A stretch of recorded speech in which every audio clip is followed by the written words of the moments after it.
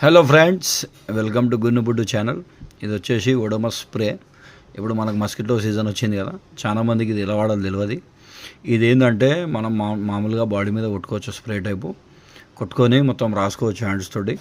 దీంతోపాటు బట్టల మీద కొట్టాలంటే కొట్టుకోవచ్చు. కాకపోతే ఏంటంటే మనం కానీ పిల్లలకు కానీ కొట్టేటప్పుడు ఏంటంటే నోటి దగ్గర, ముక్కు దగ్గర, కళ్ళ దగ్గర, చెవుల దగ్గర కొట్టొద్దు, అంటే బాడీ లోపల పోయేటట్టు కొట్టొద్దు.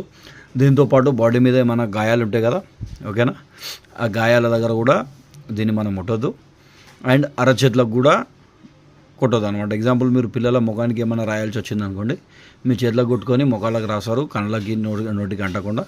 దాని తర్వాత ఇది వాడిన తర్వాత చేతులు మంచిగా హ్యాండ్ వాష్ తోటి కడుక్కోవాలి. సో ఇది మనం బాడీ మీద వాడచ్చు, దాంతోపాటు బట్టల మీద కూడా కొట్టుకోవచ్చు. కాకపోతే 3 జాగ్రత్తలు గుర్తుపెట్టుకోండి.